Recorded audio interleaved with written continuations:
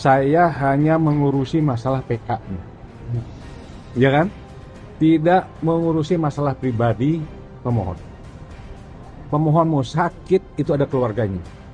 Atas putusan ini, Kejagung menyatakan Sylvester Matutina yang sudah divonis 1,5 tahun penjara harus segera ditahan.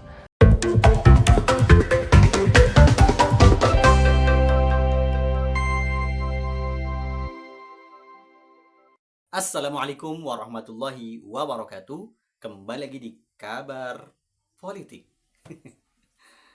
Sylvester Matutina nampaknya seperti bayang-bayang di tengah kota Jakarta sebagai mantan ibu kota. Karena secara de jure saat ini Jakarta tidak lagi sebagai ibu kota, walaupun secara de facto sebagai ibu kota ya. Tapi kalian tidak berbicara tentang Jakarta, tapi terkait Sylvester Matutina yang sampai detik ini juga belum dieksekusi oleh Kejaksaan Negeri Jakarta Selatan.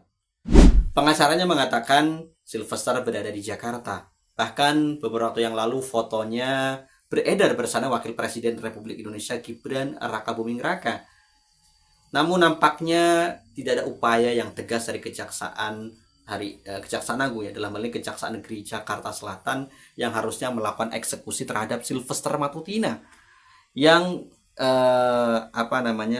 PK-nya sudah ditolak oleh Mahkamah Agung karena tidak hadir dalam sidang pengajuan PK beberapa waktu yang lalu. Dan kalau kita lihat juga putusan kasasinya sudah inkrah sejak 20 Mei 2019. Sudah sangat lama sekali, sudah lebih dari 6 tahun ya. Dan tadi ya, Sylvester ini tidak pernah kabur ke luar negeri, bahkan dia menjadi komisaris Food ID. Coba bayangkan ya, seorang terpidana, itu bukan terpidana lagi ya, ini mah penjahat ya, narapidana yang seharusnya dieksekusi, tapi kemudian mendapatkan posisi sebagai komisaris di BUMN Food ID. Ini luar biasa. Dan sampai sekarang ya, Kejaksaan Negeri, bahkan Komisi Kejaksaan sudah memanggil Kejaksaan Negeri Jakarta Selatan pun tidak ada upaya untuk melakukan penangkapan. Jadi seolah Sylvester ini bayang-bayang di Jakarta ya. Kemana rimbanya seorang Sylvester Matutina? Apakah dia bersembunyi atau memang dia ada ya, terdeteksi, cuma memang belum kemudian ditangkap ya.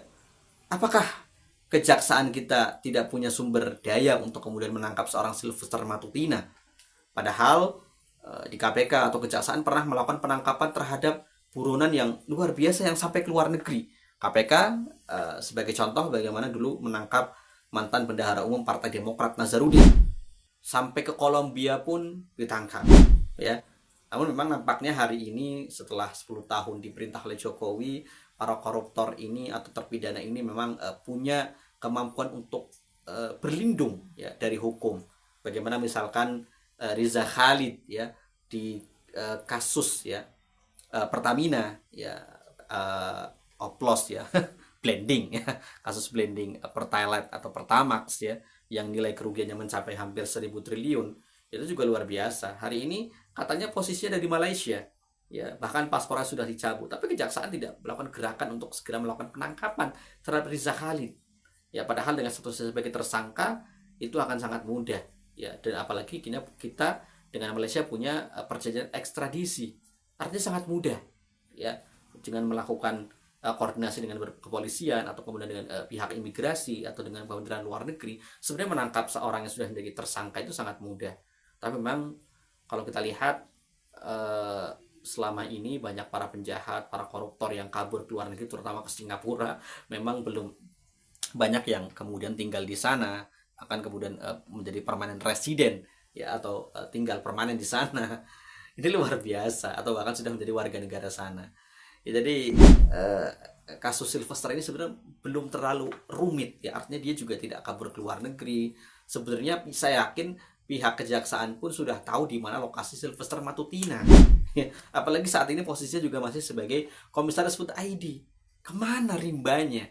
Ya bahkan foto terbarunya yang diunggah oleh politisi PDIP ya, Deddy Sitorus, itu berfoto dengan wakil presiden Ini bagaimana ya? Kok bisa sampai kemudian untuk menangkap Sylvester Matutina sama seperti menangkap bayang-bayang ya, bayang-bayang walaupun terlihat tidak bisa ditangkap. Ini ada apa? Jadi Sylvester Matutina itu seperti bayang-bayang di tengah kota. Ih, luar biasa. Gila sekali ya.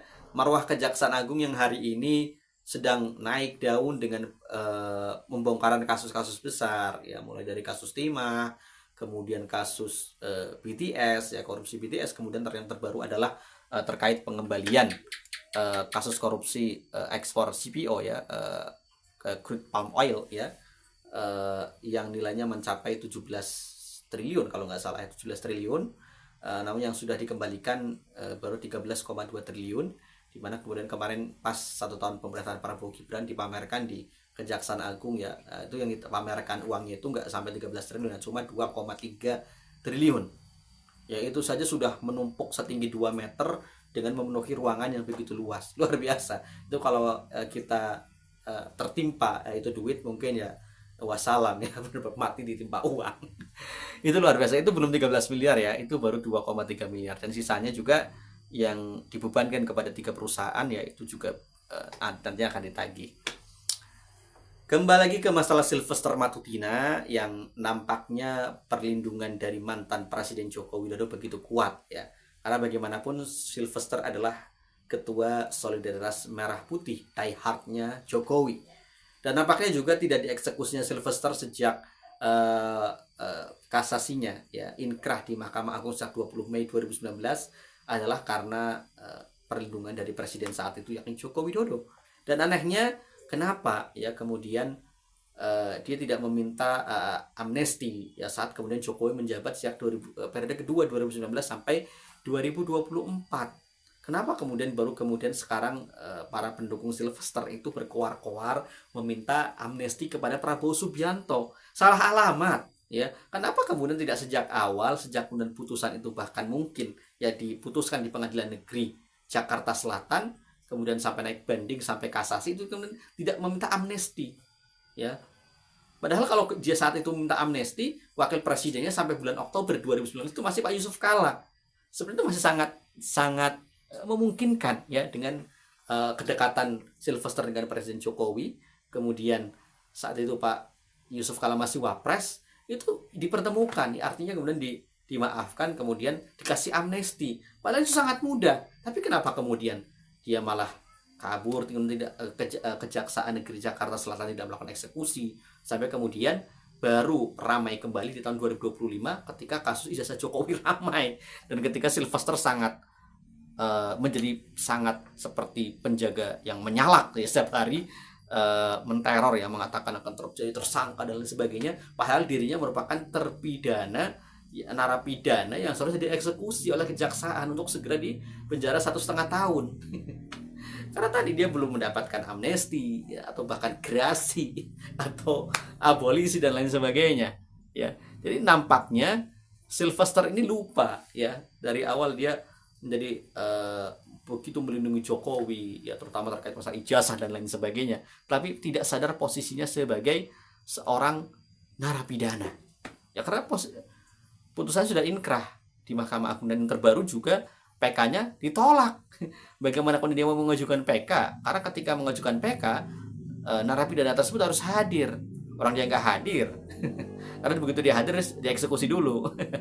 Jadi nampaknya Sylvester sudah menjadi bayang-bayang di tengah kota, dan Kejaksaan Agung dalam hal ini Kejaksaan Negeri Jakarta Selatan tidak mampu menangkapnya. Kita lihat sampai video ini tayang, apakah Sylvester akan segera dieksekusi atau menunggu tahun 2025 berakhir, atau menunggu kepastian ijazah Jokowi dengan jelas di pengadilan.